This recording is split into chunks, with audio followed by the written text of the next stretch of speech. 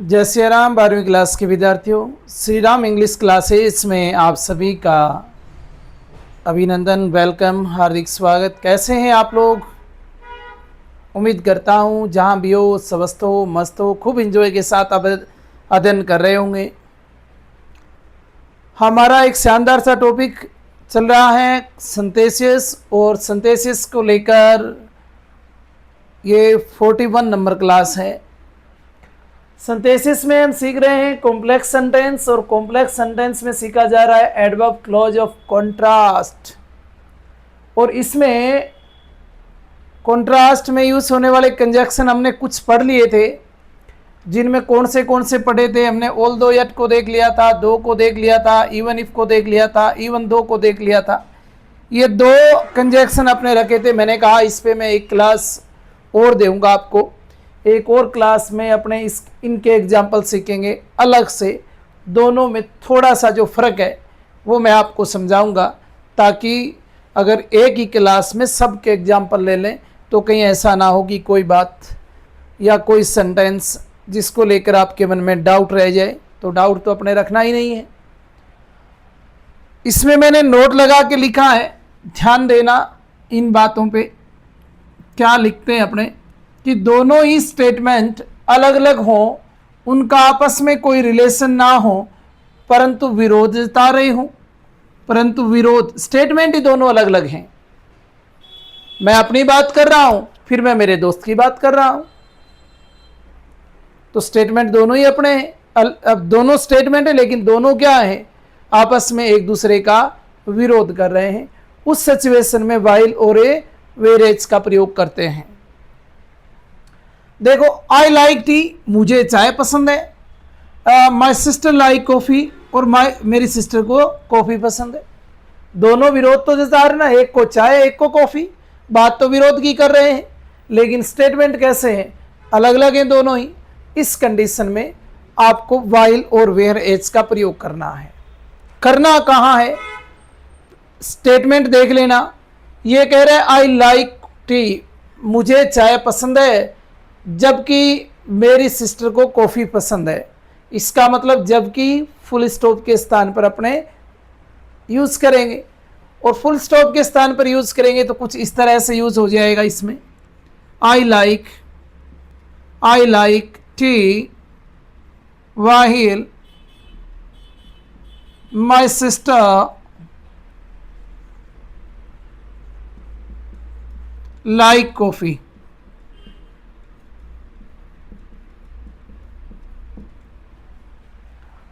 I like tea while my sister like coffee.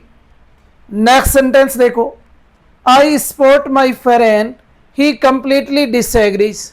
ये देखो, ये कह रहा है कि मैं मेरे दोस्त का समर्थन करता हूं, परंतु वो पूरी तरह से क्या है, डिसएग्री है, असहमत है। अर्थात दोनों ही बातें एक दूसरे का विरोध जता रही हैं। बताओ, इसमें दोनों ही बातों में विरोध जताया जा रहा है, स्टेटमेंट दोनों ही अलग हैं, तो विरोधाभास की स्थिति बनी हुई है। अब आपको इसमें वाइल का प्रयोग करो या वेयर एज का प्रयोग करो। चलो, वाइल का आपने कर लिया, वेयर एज का प्रयोग करो, लेकिन होगा कौन से स्टेटमेंट से पहले, वो आपको बताना है। कौन से स्टेटमेंट से पहले, कोई जरूरी नहीं कि फुल स्टॉप के स्थान पर ही आपको वाइल का प्रयोग करना है। ये आपको देखना पड़ेगा कि किस स्टेटमेंट से पहले आपको प्रयोग करना है। तो इस सेंटेंस में तो अपने इस स्टेटमेंट से पहले वाइल का प्रयोग करना था।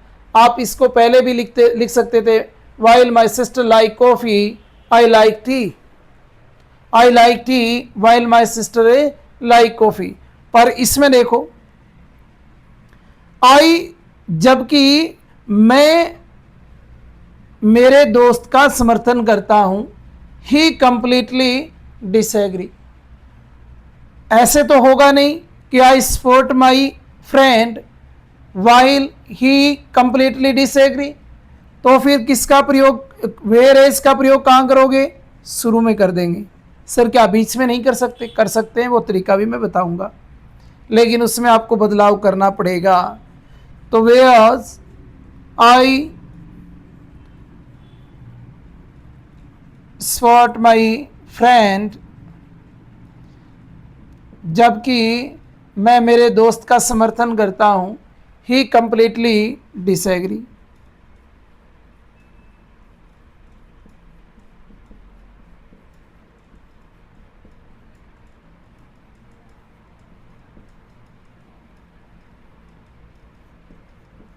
ये लो, अगर हम इस सेंटेंस में वेयर एज का प्रयोग बीच में करना चाहें, हम चाहें कि बीच में ही आए, तो आपको ये वाला स्टेटमेंट पहले लिखना पड़ेगा।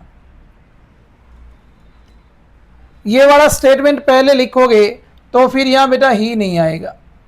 ये ही आया किसके लिए? माई फ्रेंड के लिए। तो आपको कुछ इस प्रकार से बनाना होगा कि my friend completely disagrees whereas I spotted, और माई फ्रेंड की जगह हिम आ जाएगा, बीच में हो जाएगा।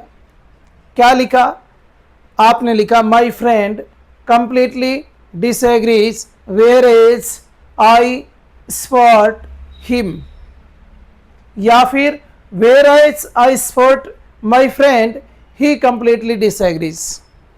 आपको जो ठीक लगे, पर स्टेटमेंट आपको देखना होगा कि कौन से स्टेटमेंट से आप पहले इसका यूज कर रहे हो। अगले दो सेंटेंस से सोचो इसमें क्या आएगा, एक बार सोच के देखो कौन से स्टेटमेंट से पहले वाइल का प्रयोग करना है। इसमें देखो, he is intelligent, his brother is duffer.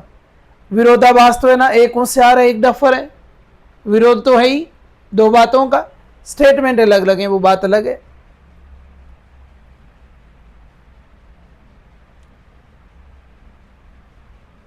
Where as का कर लो, एक ही बात है। कहां करोगे बेटा? ही इज इंटेलिजेंट, वह बुद्धिमान है, जबकि हिज ब्रदर इज डफर, उसका भाई क्या है? डफर है। तो फिर यहां इसका यूज करूं या बीच में? इसको देख लो, इसको देख लो, सोच लो।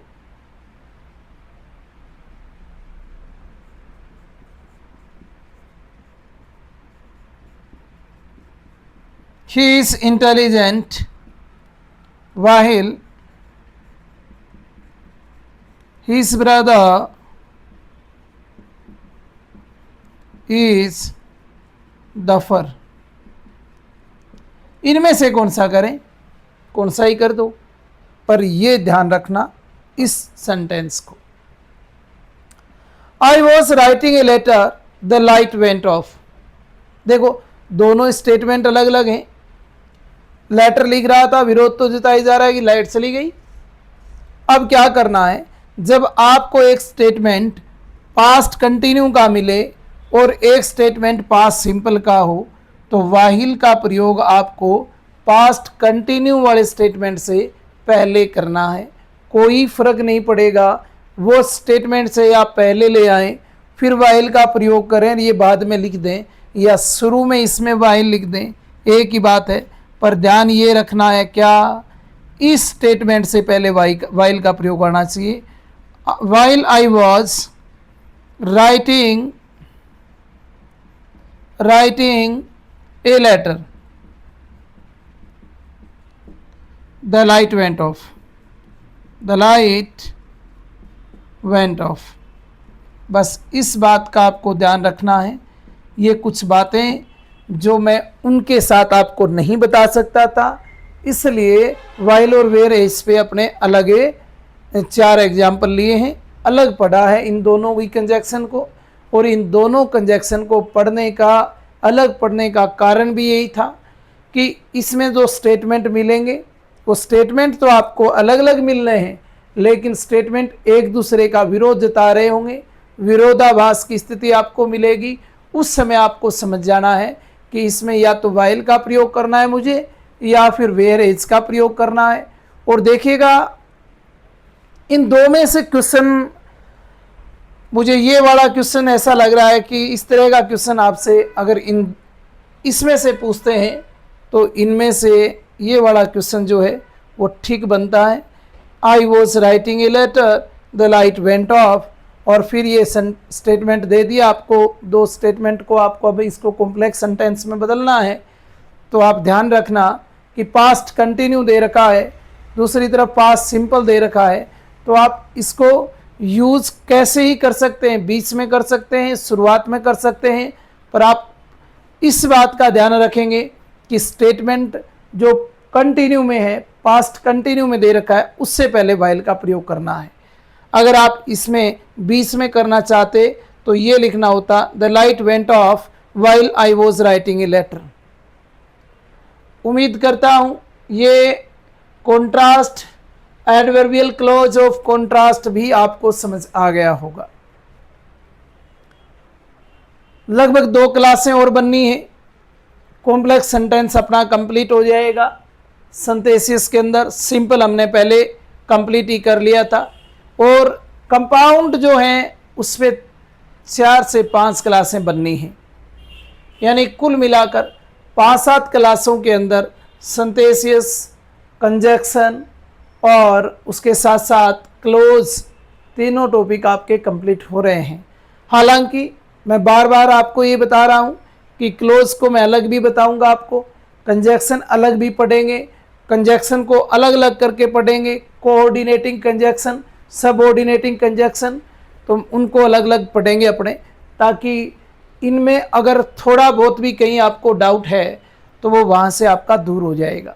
देखिए बेटा, ये टॉपिक थोड़ा सा लेंथी है, तो इस वजह से अपने इस पे क्लास ज़्यादा बनाई, और एक और कारण था इस पे क्लास ज़्यादा बनाने का, एक और रीज़न जो था वो ये था कि इनके साथ साथ हम सिंथेसिस के साथ क्लोज और कंजक्शन वाले क्वेश्चन जो हैं वो हमें जो पूछे जाने वाले हैं वो हम कवर कर रहे थे।